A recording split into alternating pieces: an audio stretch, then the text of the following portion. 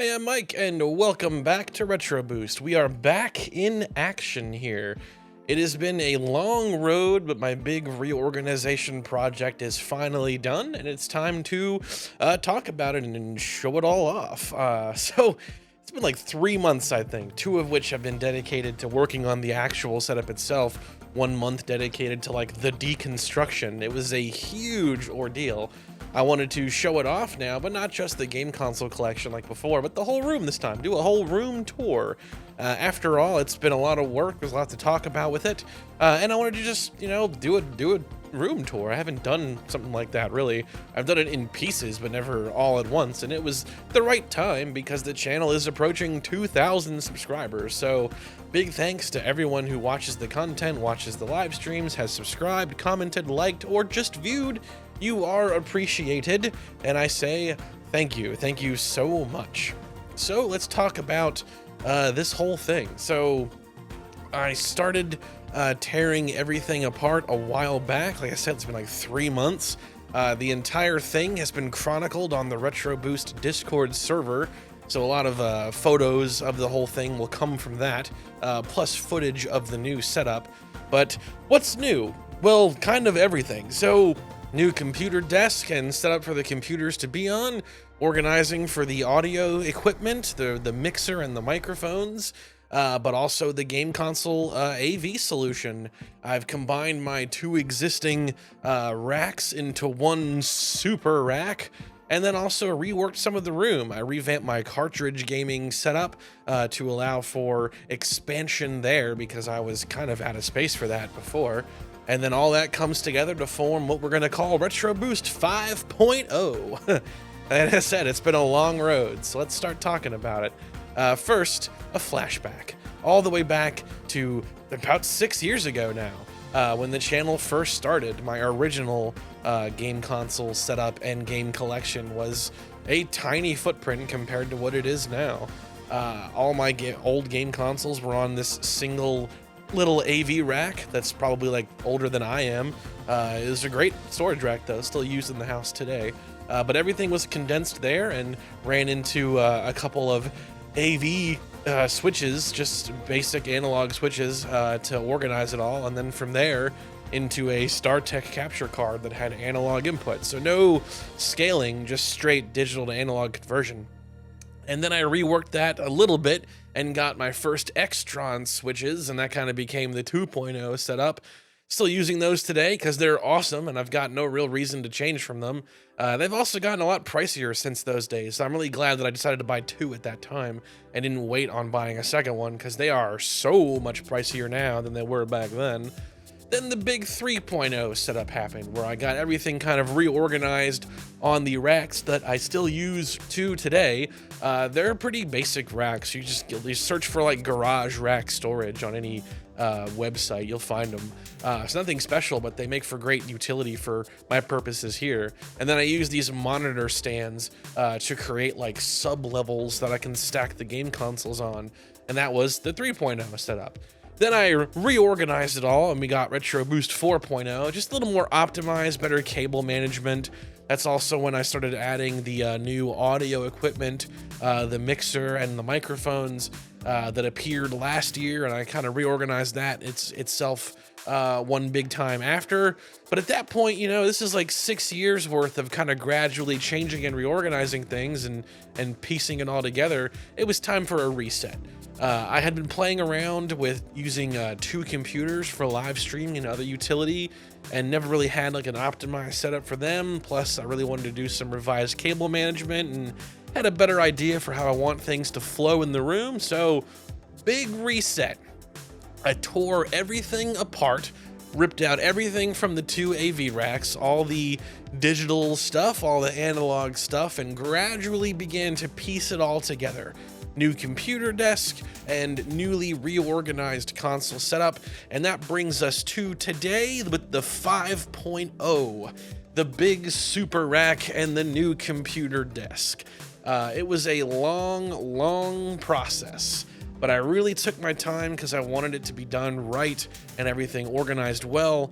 And beyond just the organizing of it and the cable management, I also made a point to notate every single port input and output across the whole thing in these little wiring documents that I made, so there will never be guesswork on what runs where, what plugs into where, etc. Everything is known. And during all that, I did have to take apart like other things in the room.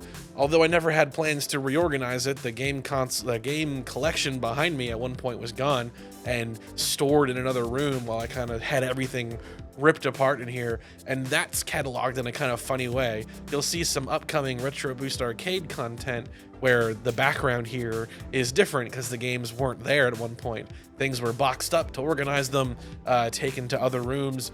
I was floating like doing a different storage solution for that, but these racks behind me for now are the right call. It was pretty crazy. So all that's kind of back to normal now. But I did change the cartridge setup. But let's just take a look at the room itself. A big spin around, see the new computer desk. I got my dual PC set up there. One acts as a source, the other one acts as the streamer for live streaming. But I can also do like a basic video export on one while I edit different things on the other, trying to get more multi-use out of it. The monitors are split up between all the computers. Then we have the giant storage rack that links to all of that in various ways. The main pathway being that the capture setup outputs to those PCs through all that. Then we have the game set up behind me, and then the cartridge game set up on the other side of me. Plus I got my other random stuff there, my controller charging island, my VHS tapes, spare controllers, and things like that are all back there. And then my bookcase of random collectibles. I have plans to get more books and graphic novels for that. It's all cleaned out for that purpose. But that is the whole room there in all of its new, clean, and organized splendor. So what we can do now is go over kind of the details with how everything is hooked up in the room and what it all does and all that good jazz, how it all works, because I also have reprogrammed my Harmony system as well to work with all this. So let's get into the details. Alright, let's start at the origin of everything, the game rack itself, where all the signals will begin.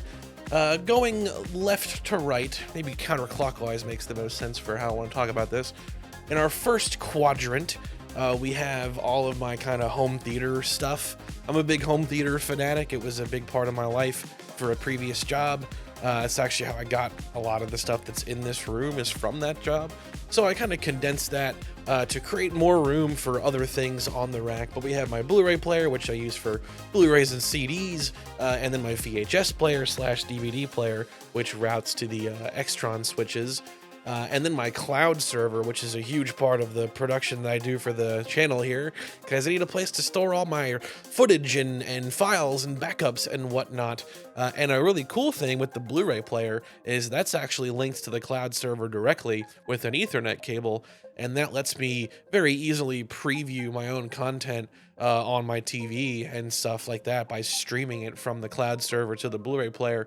It sounds more complicated than just doing a YouTube preview, but it's a chance to see the raw file playing in high quality, so I get a really good idea of what things look like before they go to YouTube that way, and I like it a lot.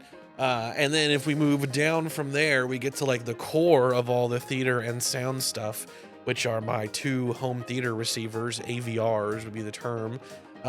My big boy Denon receiver that I've had for like probably, like 10 years now. And then my Marantz one below it. The big Denon one manages everything in the room for the most part, but is principally connected to the main sound system that I've had, again, for a very long time. It's called a Dolby Atmos system. So there's speakers all around me and above me. I'm a big home theater junkie, like I was saying. The cool thing with that Denon receiver, though, is it has multiple inputs and outputs for video and audio pathways. So I've actually linked it with what's called Zone 2, just analog cables, basically, down below to the Marantz receiver. That's the one connected to my computer desk, running a simple 3-channel system, left, center, and right, that are mounted on the wall behind the desk. And having them linked like that means I can toggle any device to play out of either system in the room. So if I'm just trying to like sit on my couch and play a game, that can happen right here. Or if I want to like grind out capture footage for a future video, I can sit on my computer desk and get the audio there as if I was on my couch. Either way, I get the audio wherever I want it to be. It's very, very cool and awesome. And I'm really trying to utilize as many of those features as I possibly can with the new reorganization of the room like that. It was a good chance to wire up just everything to experience all the things that that receiver, the Denon one in particular, can do, because it can send 2 distinct video pathways out. You could have the main zone doing something while a secondary area does something different. The audio can split. You could do a lot with it. So try to put some of that to use.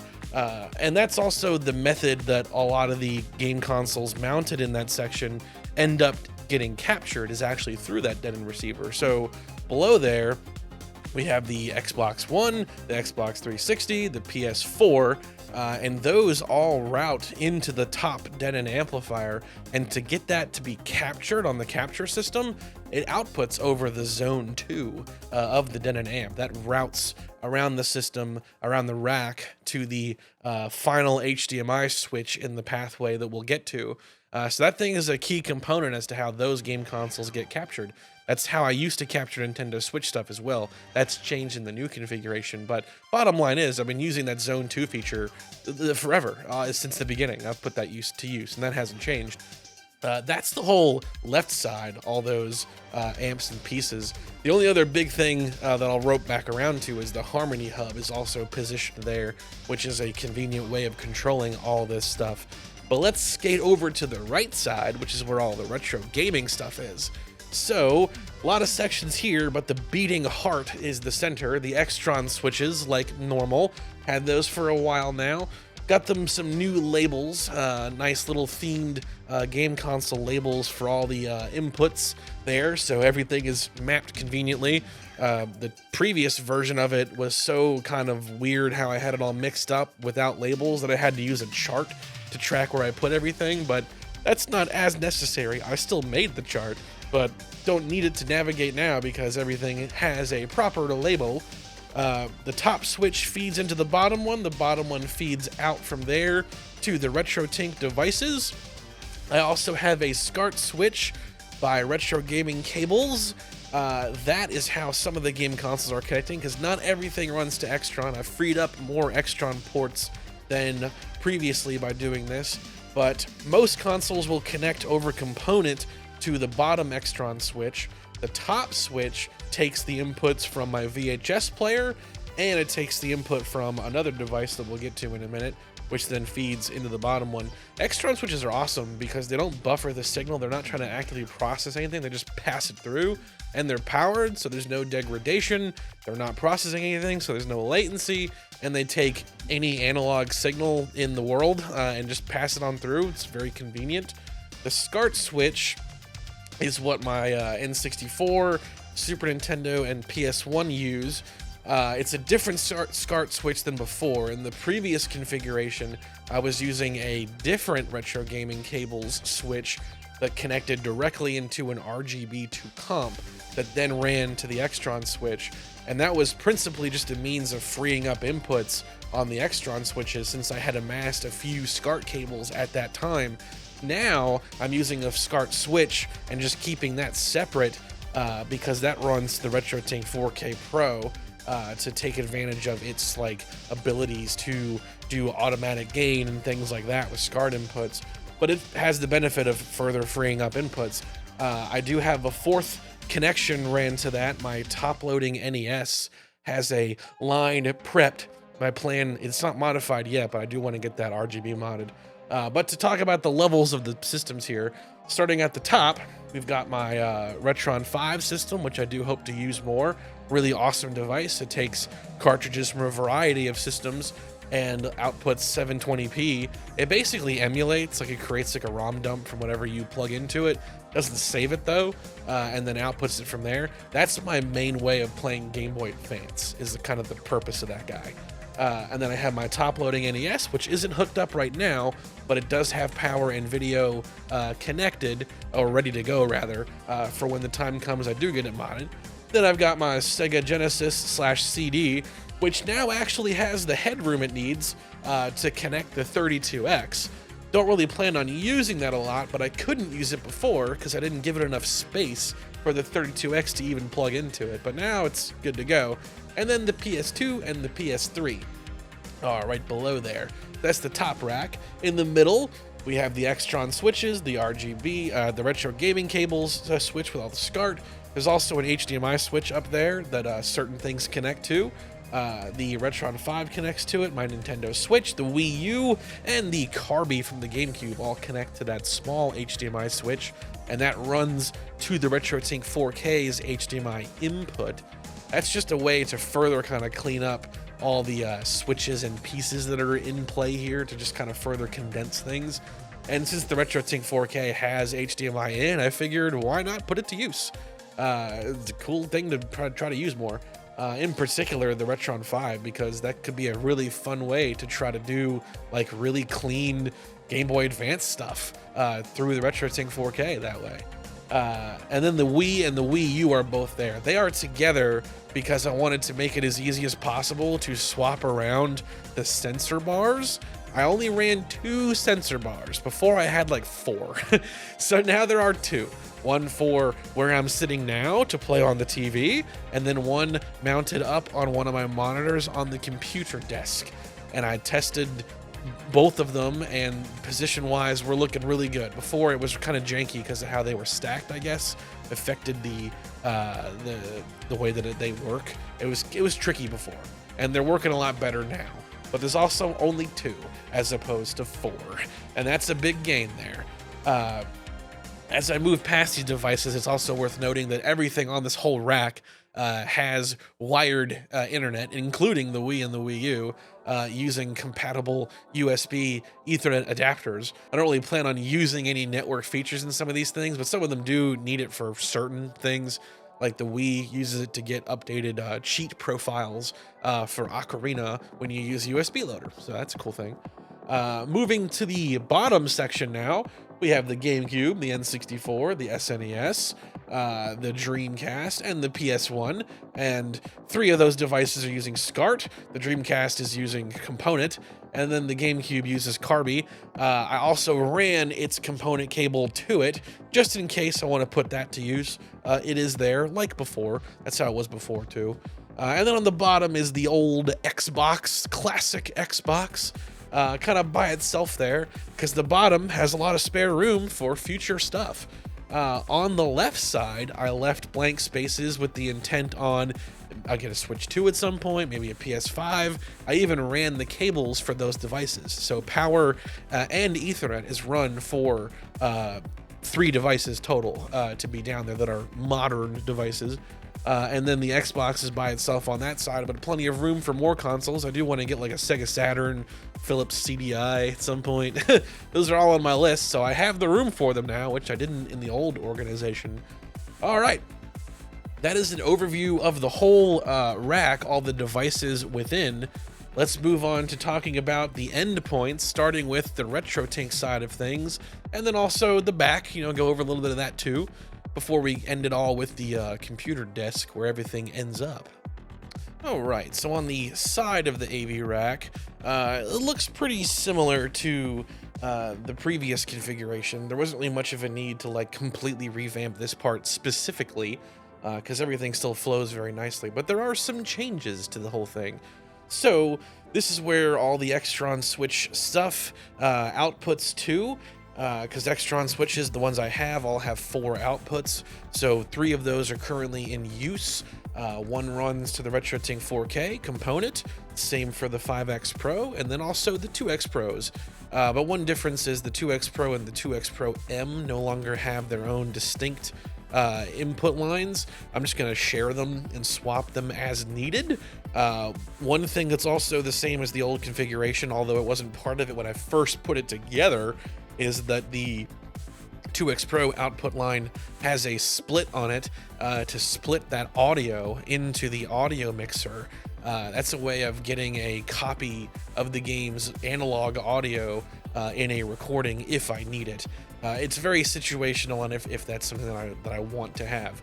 But it is a backup method for audio, just in case, and it splits there. The SCART switch outputs directly into the RetroTINK 4K Pro, but I did leave it enough slack to move it to two possible alternate places. The first is the RGB2 comp that is mounted to the RetroTINK 4K Pro, and that outputs back into the Extron switches. That's a way of giving those SCART consoles a means to connect to the 5X Pro or 2X Pro. And the cable just swaps right there, no problem. The other one is the 5X Pro, which has a really cool adapter that allows the SCART cable to plug in at the same orientation as the other devices above it, so no need to twist the cable around. Very convenient. I'll put a link to that in the description because it's a great product. Depending on how your stuff is wired, you might want to put it to use. I'm very happy with it. In the middle of all this is the HDMI switch where all of these devices output to. All the RetroTINKs, plus some other things, like the Zone 2 from the Denon amp that I mentioned earlier, end up here at the final HDMI switch, and that outputs into my capture card on my computer. It also splits from there and ends up running into other things, but principally, the pathway there is that the HDMI switch outputs to the capture card in my computer, which then outputs to the Denon amp, which then outputs to the TV. That's how this all ends up at the TV, or the capture system. To do that, it has to navigate the whole rest of the way, though, so take a quick look at the back of the AV rack. It's basically organized chaos. Like I did really well with the cable management. I'm sure that it can look pretty crazy though when you're looking at it, and yeah, the more stuff that got added despite my best efforts, it's a lot of different lines running to and fro back there, but I'm very happy with how everything looks, and most importantly, I'm really happy with how it looks on the floor. The part that's actually running on the back wall to then snake up the AV rack looks really great, because that was always the weak point in my previous configurations. The floor always looked like absolute hell, and that is no longer the case. It looks great. I did my best to separate power and video lines too, to the best that I could. In some situations, it's kind of unavoidable. You generally want to avoid running power and video cables, like, you know, twisting them all up together.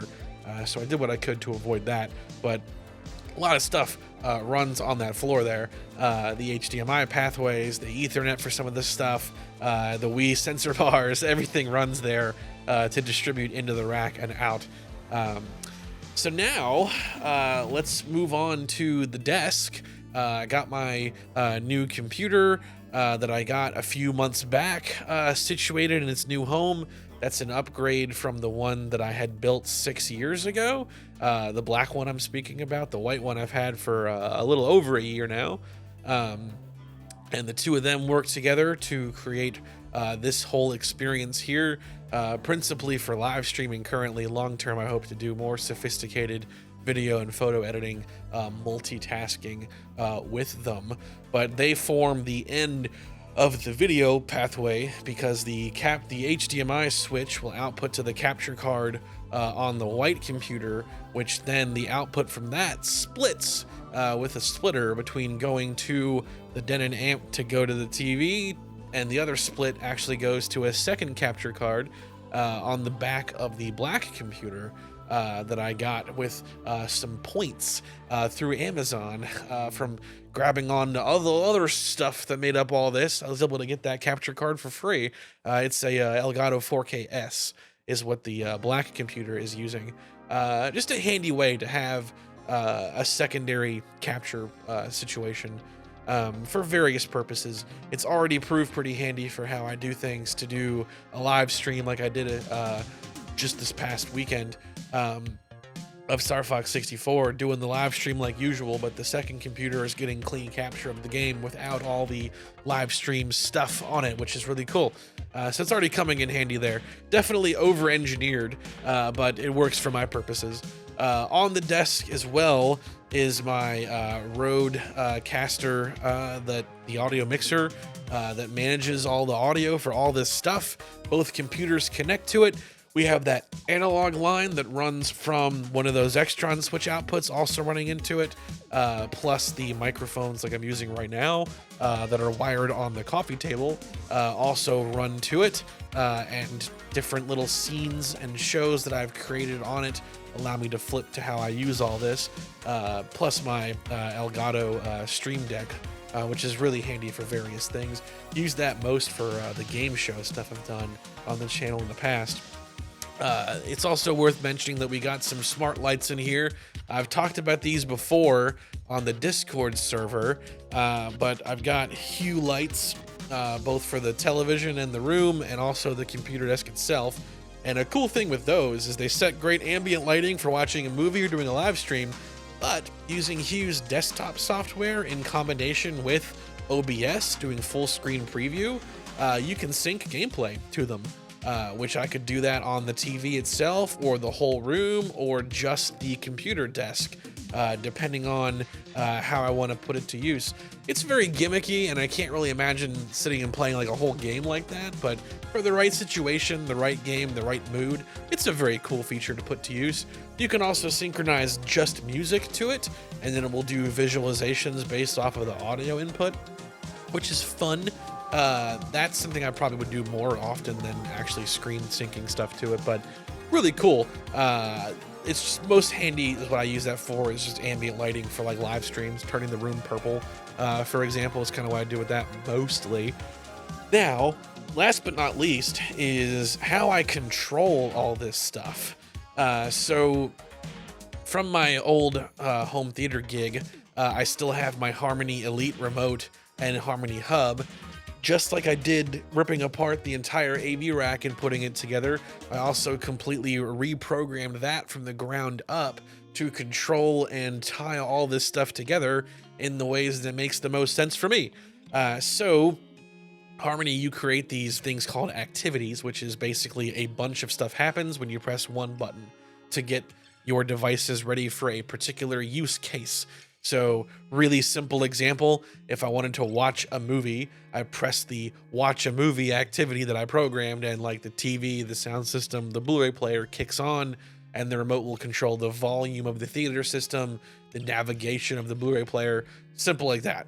But you can also go really crazy with it. So I have all these custom ones that get the room ready for different functions depending on what I'm going to do with the room. So I have one for doing Retro Boost Arcade, where the room kicks on. It knows that we're going to be on the couch and using this television, so the audio and video routes to that endpoint, but also it kicks on the RetroTINK devices because you can custom program IR signals from those remotes to the Harmony system. I have a video all about that, doing it with the 5X Pro. It's definitely a pain to do it the first time, but once you've taken the time to teach the Harmony system all the remote functions from the RetroTINK devices, it can now control them. So when I boot up the room to play some retro game stuff, whether it's a live stream or doing Retro Boost Arcade, the RetroTINK device that I want is also going to kick on, and I have the ability to throw it into whatever particular profile that I want it to go into that I've pre-programmed. So if I'm going to do like Super Nintendo, bam, the profile for that can just launch. Very convenient and cool. It doesn't always work. There's like a margin of error for it. It just seems like the RetroTINK 4K in particular is really particular about IR signals, and it just kind of wants to ignore them sometimes. It's really weird. It's not the Harmony system that's doing it. It's definitely the RetroTINK. I don't know what the deal is, but despite my best efforts to stack the deck in my favor, because the way this works, Harmony controls things a variety of ways. It can do network control over your local network to a compatible device and command it through the internet, through your local internet. It's called IP control. It can also do Bluetooth, and that's how it talks to devices like the PS4, is actually through Bluetooth, turning it on and off. It can also use IR, which is the main kind of method for all this stuff. So I have this IR distributor that I've installed at the top of the AV rack where all the power stuff is. That's connected back to the Harmony Hub, so any IR command that it gives will shoot and distribute across the entire rack through there.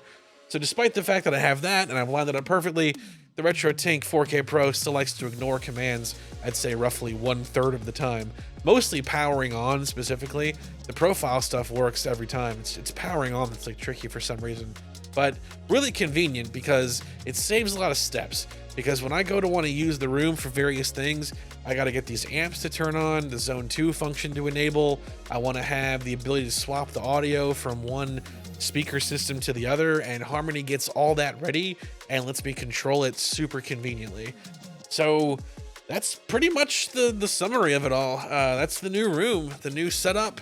It's been working great for me so far. We've already done one Retro Boost Arcade film session on it, and everything worked really smoothly, had no issues.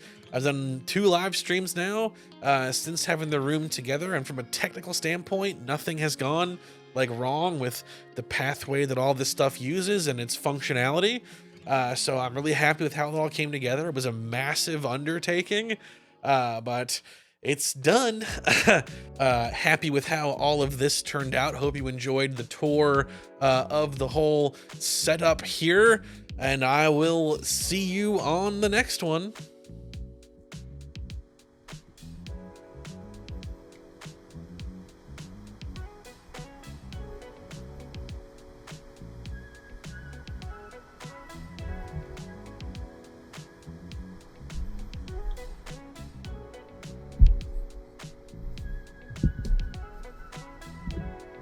Mickey, what doing?